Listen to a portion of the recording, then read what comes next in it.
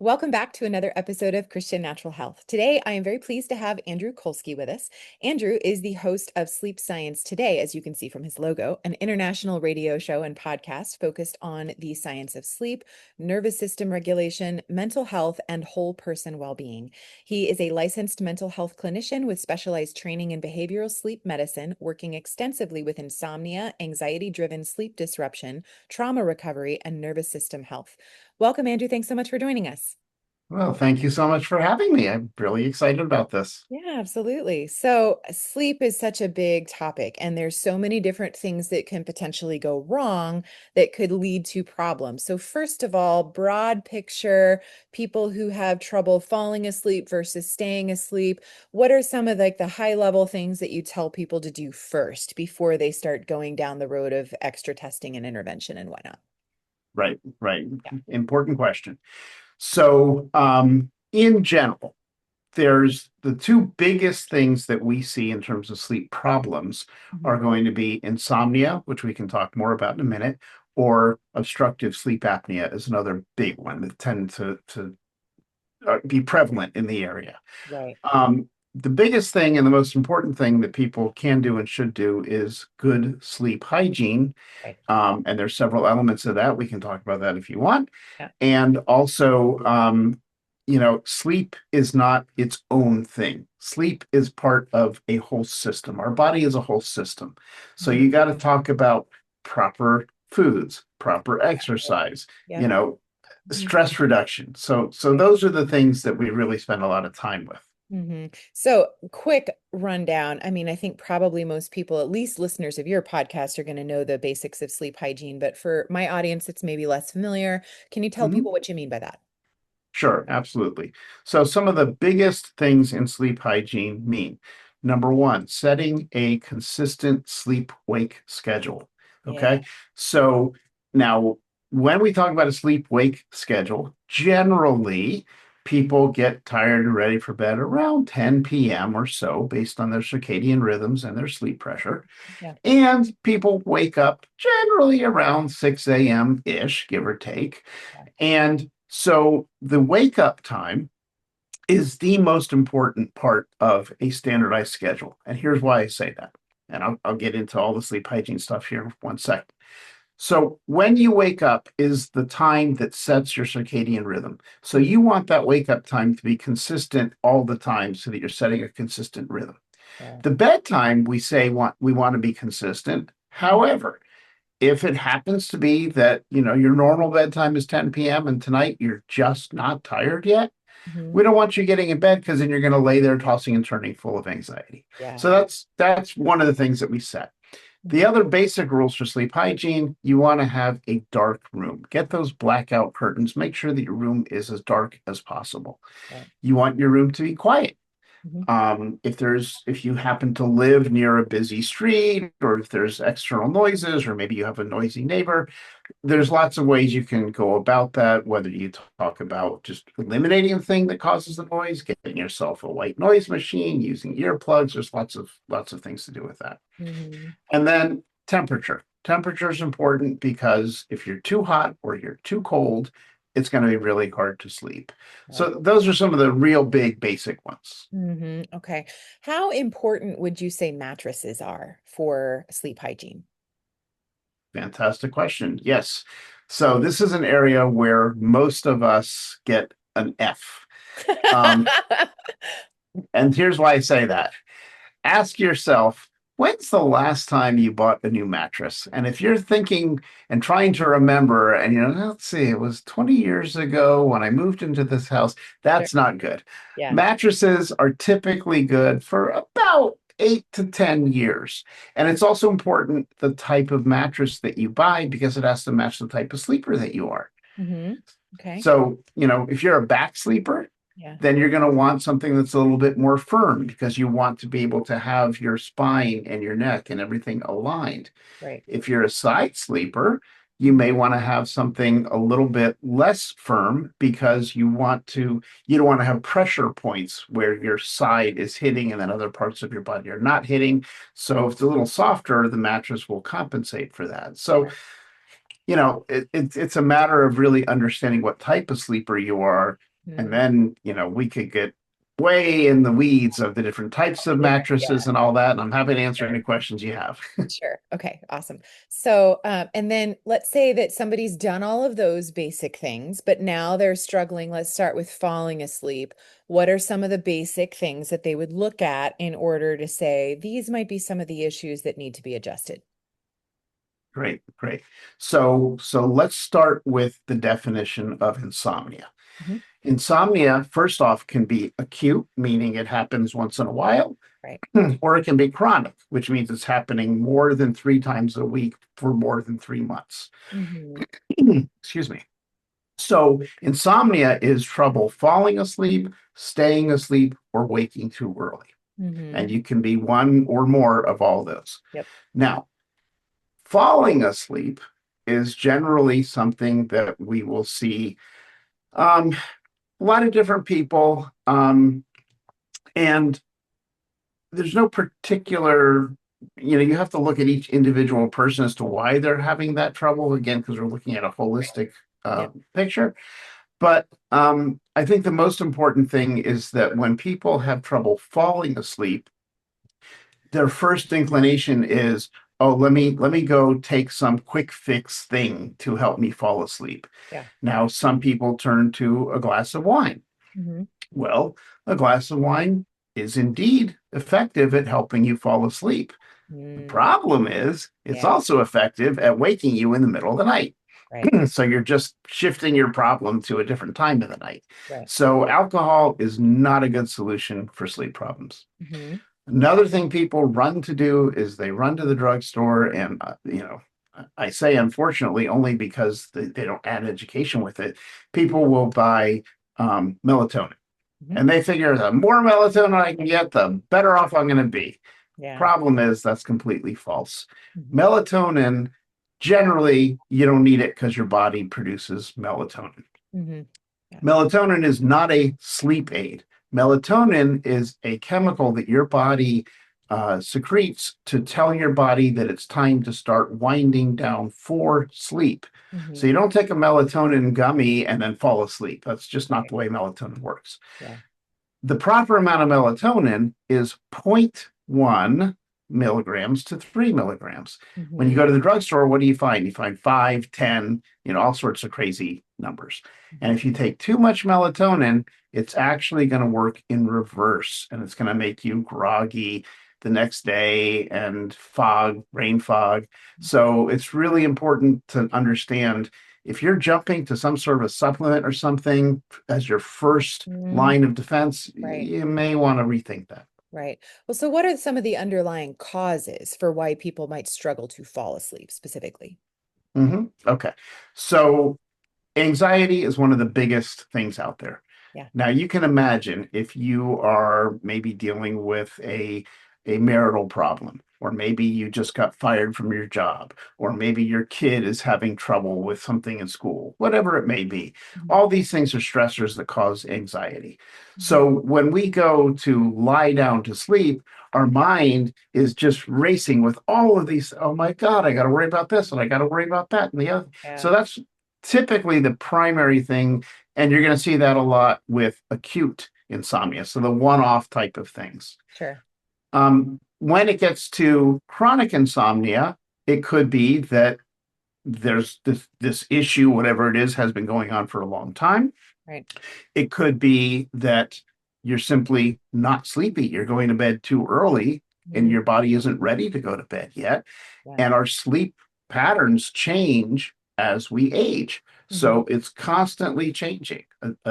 A newborn is different from a toddler, is different from a teenager, is different from an adult, is different from someone once they hit sort of their 60s and above, it changes. So so we really again have to look at the individual patient to know what's happening. Yeah. So, and it's interesting that you mentioned a lot of times the anxiety makes your mind race. I feel like culturally, we have a tendency to keep ourselves so busy that we don't have time to stop and think about all the little problems that are running in the background, like the tabs open on our computer screen.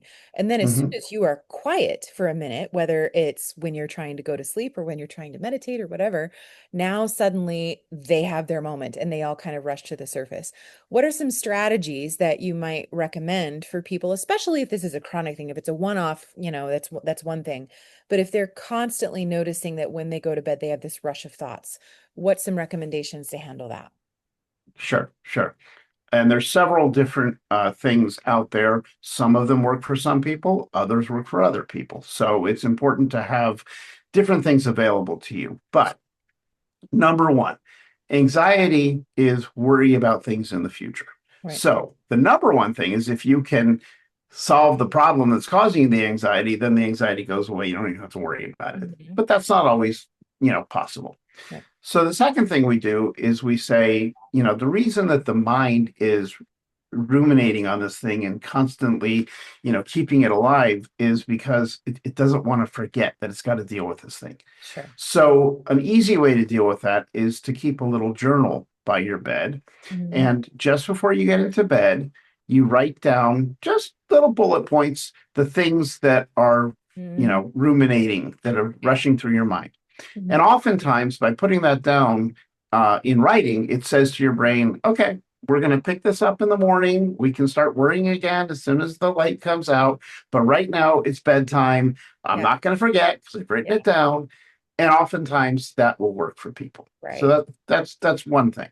Mhm. Other things that people can do are exercises, and there's a whole range of them when they are, let's say you lay down to go to sleep and your mind is still just racing and it's worrying about this one thing.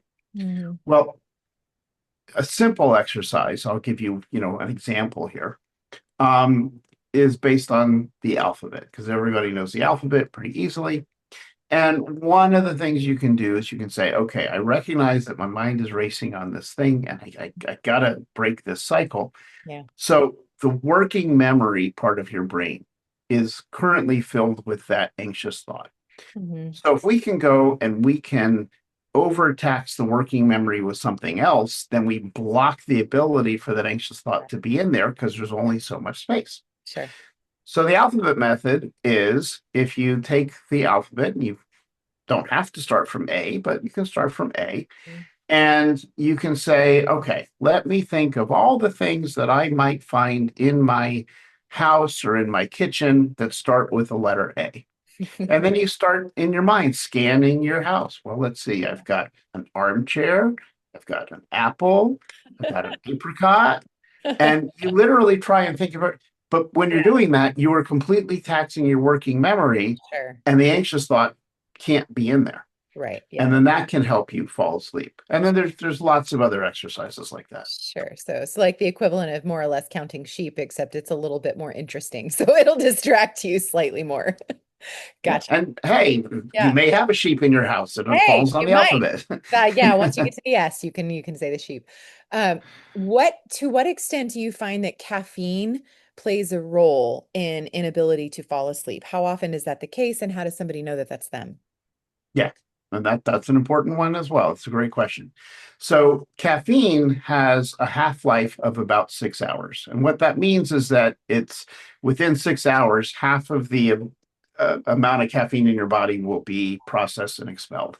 Right. And what I tell people is, you know, caffeine is fine if you have a cup or two of coffee in the morning or something like that. If they're really ingesting a tremendous amount of caffeine because they're living off of these energy drinks or caffeine pills or whatever, Right. it's more important to fix the underlying problem as to why you're needing all that caffeine. Totally. And I have a saying that I like to use, which is when the day is half, it's time for decaf. Yeah. So That's a good one. basically, by noon, really 2 p.m. at the latest, you should not be having any more caffeine because you Right. need to give your body time to process all that's in there. Think you make sure you get rid of all of it. Yeah. And there are occasionally people are a little slower in terms of metabolizing too. So there's variation, right? Hmm. Some people are more reactive than others and have to be more careful. Okay, sleep apnea. So how do people know when this is kind of their underlying issue? What are some of the initial awarenesses? And then what do they do in terms of investigation? Because sleep studies can be a little difficult. Yeah. Yeah, Hmm. yeah. So this one has there's a lot of information out there about this, and here's the basics. Hmm. When we talk about sleep apnea, there's basically two types. There's obstructive sleep apnea and central sleep apnea. The most common one that we hear about is obstructive sleep apnea because central sleep apnea is related to the way your nerves are sending signals. That's not as common.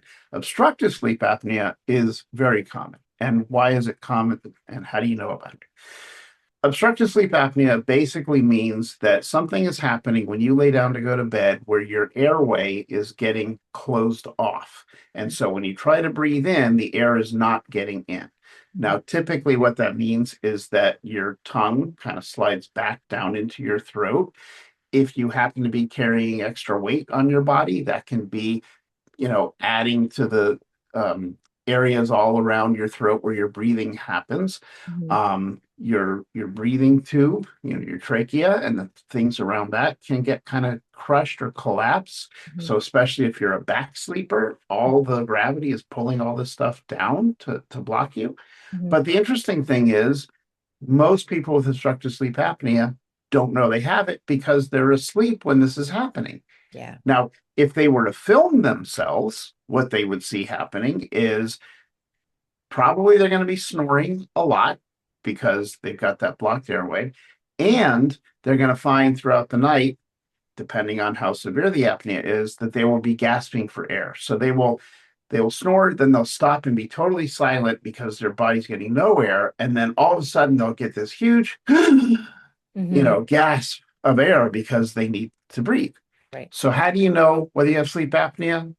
Number one, if you're sleeping with a bed partner, that person will probably say to you, "Oh my God, you snore so much, I can't stand it anymore. We got to fix this." Yeah. Or they'll say, "You were gasping for air all night."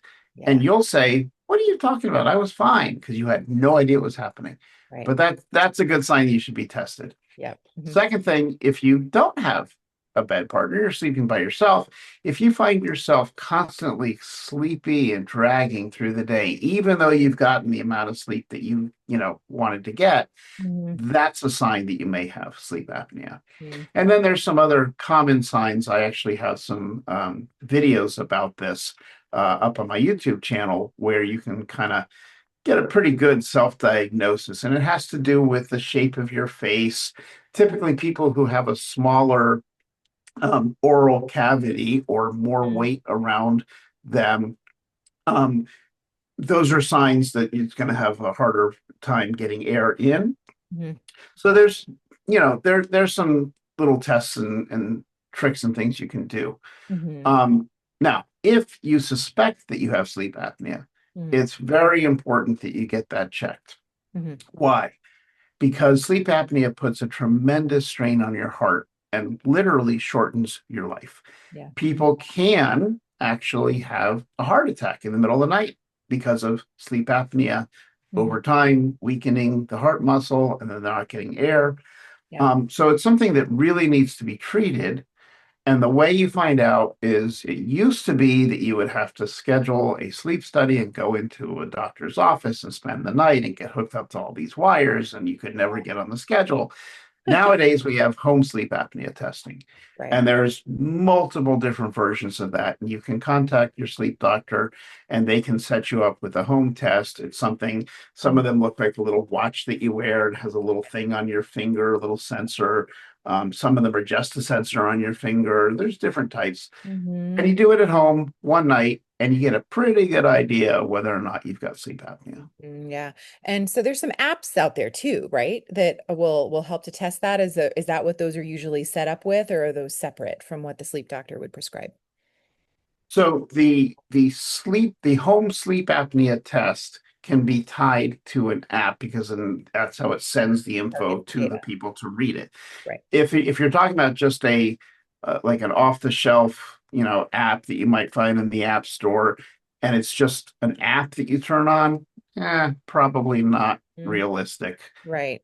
But what about the ones that have sensors that are attached to them? Can you buy an app that will also connect to some of the similar sensors that the doctors might prescribe? Can somebody just do this on their own, or do you have to have a prescription? So technically, in order to get access to the um, uh, approved tests that are scientifically validated, Yeah. it's going to require a prescription from a doctor. If you're buying something off the internet or whatever, Hmm. who knows what you're getting? Who knows what those sensors are? Right. You know, Right. it's Wild West out there. Yeah, yeah. So for somebody that has a diagnosis of sleep apnea, but they can't tolerate a CPAP, which is something I hear a lot. So what other alternatives are there out there? Is it just a matter of calibration? What do you say for somebody who finds themselves in that situation? Yeah, and that is a very common issue. It's the latest data that I read is between 50 to 75% of people who are diagnosed with sleep apnea and are given a CPAP don't use it or use it for about a week and then don't use it. 50 to So, 75%? Wow. yes, it's a Okay. tremendous, tremendous problem. Yeah. So what are the options? There are options, and the options depend on how severe the sleep apnea is. Yeah. So, number one, if you have mild sleep apnea, mild to moderate, Hmm. one of the things that I talk to people about is, well, are you a back sleeper? Hmm. And many of them are. And if you're a back sleeper, you can buy this is something you can buy off of Amazon or something. It's a positional device, which is a little vest that you wear that has a Yeah. big, bulky foam piece in the back. So you can't lie on your back. You Sure. have to lie on your side. Right. And that can be effective in some cases. Right. There's mandibular advancement devices, which is basically a fancy name for a piece that you put in your mouth that a dentist would make for you. Certain dentists are trained and able to make them, Hmm. and it pulls your lower jaw forward slightly during the night, so it helps keep the airway open. So Hmm. that's an alternative that doesn't require a CPAP. Hmm. There's a lot of other lesser known devices out there where CPAP stands for continuous positive airway pressure. So it's Hmm. pushing air in to keep the airway open. There's Hmm. one that works in the reverse that suctions, and Hmm. through the suction it keeps the airway open. Hmm. Not as commonly found. Hmm. Then there's if you happen to be someone who is carrying a lot of extra weight, now they're even starting to use some of these GLP-1 drugs to Hmm. help you reduce your weight. And then if you can reduce your weight, There's, then sure, yeah. you don't have the apnea problem anymore. So again, it's person specific, but there's a lot of choices out there, but the CPAP Mhm. still today is the gold standard. Gotcha. Yeah. For somebody that does not have sleep apnea, but they are struggling with waking up in the middle of the night, I often hear between 1 and 3 in the morning. What's often happening in that situation? Okay, yep, that's another big one. I would have to say probably 75% of my clients when they come to me, I already know what they're going to say. I wake up every morning at 3 a.m. and I can't Yep. get back to bed. Hmm. Okay, so Yep. what's going on there? So there's a lot of things that could be going on. Hmm. Number one, they could have sleep apnea and they're not aware of it. And Hmm. then they get this apneic event and they take the deep breath and it kind of jolts them awake, and that Yep. that can wake them up. Right. Number two, they can have the anxiety that's going on. Yeah. And then it's bothering them so much and they wake up. Hmm. There could be things. I've had some people where, well, my dog jumps on my bed every morning because he wants to go out, or my cat will, walk across my head, or my kid comes into my room. Those are things that happen. Right. But still, the question, well, why 3 a.m.? Why is that happening? Hmm. Well, here's what's going on. we talked about your circadian rhythm. We talked about the fact you have sleep pressure that helps you, builds during the day. So nighttime to put you to sleep. Mhm. Yeah. And when you fall asleep, you start to go into sleep cycles. A sleep cycle is stage one sleep, which is kind of getting sleepy. Stage Mhm. two is a little bit deeper. Mhm. Stage three is your deep sleep, where your memory consolidates and your Mhm. brain clears out all the things it needs to clear out. Mhm. And then there's stage four for REM sleep. Mhm. So your body cycles through stage one, two, three, four every 90 to 120 minutes Mhm. until about 3 a.m. ish. And Mhm. then it finishes the deeper sleep, and then it focuses on stage one and stage two sleep. So Mhm. your body has naturally moved you to lighter stages of sleep, and then any little thing, hot flashes is Right. another big one. Any of these things Mhm. wake you up. So Mhm. that's why you might wake at 3 a.m. And most people wake at 3 a.m. and they're up for a minute, a couple minutes, and they fall back asleep. And it's a natural part of our sleeping Big pattern. deal. Right. And in that latter part of the night, you're also getting REM during that time too, right? Or is it just one and two? Generally, it's just one and two. Now, everybody is different, and there's not just, REM sleep typically is where we dream. But Hmm. dreaming is different from nightmares, it's different from Hmm. night terrors. There's a lot of other things that can be going on. Sure. Okay. So, and if somebody is struggling like with staying asleep deeper, like they're if they're lighter during that time, but it's easier for them to wake up, they're a little bit more disturbed. Why might they not go right back to sleep versus somebody who does? What kinds of things might need to be corrected? Yeah. So typically in that case, what you see is someone who has fragmented sleep. Now, what does that mean? What it means is because we have electric lights that allow us to stay up as long as we want, because we have activities that keep us awake, we wanted to go out to dinner with friends. We stayed out late. We saw a late show, or Mm. maybe I work a late shift, or any of these things. There's all these things that interrupt our traditional circadian rhythm, which is guided by sun up, sundown, by the natural light. Right. And so when we start to do these things year after year after year, and our schedule gets kind of, spotty here and there, we start to Mhm. create this fragmented sleep. Okay. And so now we get to the place where we get into bed at the time that we normally get into bed, and we have trouble falling asleep or Mhm. waking in the middle of the night or something.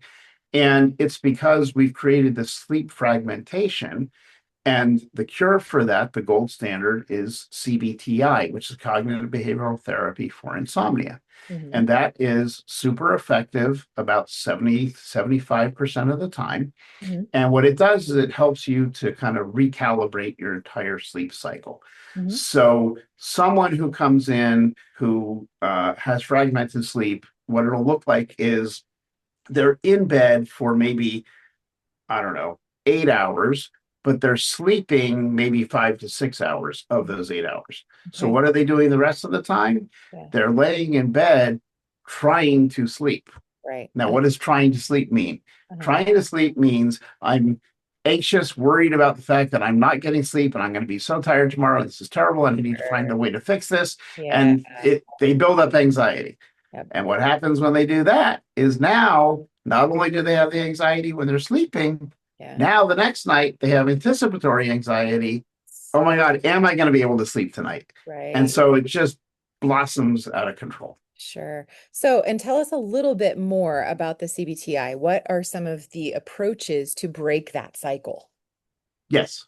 So CBTI is a scientifically proven method that typically takes around 8 weeks. And what happens is you'll work with a provider who will have you keeping a pretty detailed sleep diary. And Mhm. in that diary, you're going to be marking down what time I went to bed, how long it took me to fall asleep, what time I woke up, did I wake in the middle of the night, all these different questions. Mhm. And after, like when I work with someone, we'll get them on a diary for a week before we do anything. And then we have at least 1 week. I'd like to have 2 weeks of data. And when you're trained in it, you get this spreadsheet of numbers. Mhm. But when you're trained in it, you know what you're looking at, and you can start to see pretty clearly what's going on with this person. Mm-hmm. And once you have that data, and for example, if you see that they're laying in bed for 8 hours, but they're actually asleep 6.5 hours, Mm-hmm. what you do is you start off this recalibration process where you say, okay, you're only sleeping 6.5 of the 8 hours that you're in bed. So what we're doing is we're retraining your behaviors. And to Mm-hmm. retrain behaviors, we have to create a new behavior and be consistent with it over time. Mm-hmm. So we will set, in that case, and again, there's a lot of pre-work that we do to make sure they're right for this, but assuming they're right for it, we will set a 6.5 hour window for their sleep. Mm-hmm. So now instead of being in bed for 8 hours, sleeping six and a Mm-hmm. half, we're going to be in bed 6.5 with Mm-hmm. the idea that you will sleep that whole time. Mm-hmm. Now, first week, first 2 weeks, not going to happen Mm-hmm. because your body is now having to make a change to its common behavior. And Right. that throws it off. It doesn't know what to do. It's confused. It's cranky. And people who start CBTI, and I always tell them this the first week, you're going to say, my sleep is getting worse. This is terrible. It's not working. Yeah. Until you get to the end of week 2, beginning of week 3, then you start to say, oh my God, my sleep is so much better. I'm really happy. I'm actually sleeping when I go to bed at night. Yeah. So that's real basically what the process is. Yeah. And it sounds like maybe part of this is that you're building up enough sleep pressure because of the deficit that eventually when you go to bed, you just fall asleep. And then that kind of breaks the cycle of the anxiety piece. Is that part of it? Well, yeah. So again, since we're limiting the amount of time in bed to the amount of time that you're actually sleeping, Sleeping, right. we're cutting out the times that you're laying there staring at the ceiling Freaking with out. all that anxiety. Yeah, exactly. And one of the aspects of CBTI is that if you are in bed and you wake up and you feel like you're not going to fall back asleep, we Mhm. don't want you there laying there worrying about that. We tell you if you're Mhm. not falling asleep within 10, 15 minutes max, get out of Mhm. bed. But Right. it's 2 a.m. I Hmm. know it's 2 That's a.m. Get out hard. of bed Yep. because we're creating the behavior Right. that your body says, when I'm lying on that mattress, it means that Right. I'm sleeping. And if Yep. I'm not sleeping, I'm not on the mattress. Yep. This is Pavlov's dog, more or less. Right. Exactly. Exactly. Gotcha. Very cool. All Yeah. right. So what have I not asked you that you want to make sure you leave with our audience? Well, I think the biggest thing that is important for anyone to know is that um, there are professionals out there who work with sleep problems. Most people think that, well, I just sleep or I don't, and that's just what it is. And that's not the case. There's sleep doctors, those Mhm. are the MDs who will do the medication management, and Mhm. sleep meds are not meant to be used long term. And Right. quite frankly, you don't need the sleep meds if you're Mhm. setting up your sleep the right way. Right. And then there's behavioral sleep medicine providers. That's the type of work that I do. Mhm. So it's knowing that these uh, types of people exist, and behavioral sleep medicine is a really new area. Mhm. There's only in the behavioral society behavioral sleep medicine, there's only 740 members across the Oh, wow. entire country. Yeah. So it's growing. More people are getting, but it's really hard to find people, and that's why people don't know about it. But Sure. it's growing. So what I would like them to know is if you're relying upon over-the-counter things or medicines or whatever to try to get the quick fix for sleep, you're probably going to just be struggling for a really long time. Mhm. But there are professionals available that have scientifically proven methods that will indeed help you resolve the sleep problem, and you'll be able to get a good night's sleep. Yeah. And so you work with clients all across the country, or is it just in your state? How does that work for you specifically? Yeah, so there's two different pieces here. There's um basically if you're doing CBTI, Mm-hmm. that is sort of a sleep coaching type of thing. So there are people like me who are licensed. There's also other people who are just certified in CBTI. We both can provide CBTI to Right. people wherever it may be. Yeah. If you are needing someone who can help with co-occurring disorders, the underlying issues that are leading to the problems and all that, Mhm. that's where you got to come to someone who's licensed. So for me personally, I'm licensed in Virginia, Florida, and most recently Ontario, Canada. Oh, very nice. So So yeah, so it depends on what you're looking for as to where you can go. Gotcha. Um, for me, it's you can find me at nationalsleepcenter.com. Mhm. Um, and then you can fill out a contact form there. So yeah, so I'm helping people with this all the time. That's great. And so where can people go to learn more about you? That's one place, but you've got a website too, right? Yes, so I also have a website, sleepsciencetoday.com, Uh-huh. and there you can find out more about sleep issues. And I have my own podcast, Sleep Yep. Science Today. Yeah. And so you can find all the episodes there. I put out a lot of videos on the YouTube channel Yeah. at Sleep Science Today. Yeah. And it provides all sorts of details to answer a lot of the questions you have. Awesome. Very cool. Well, I will link to that in the show notes. And thank you so much, Andrew. This has been great. Thank you for having me. I really appreciate the time. For sure.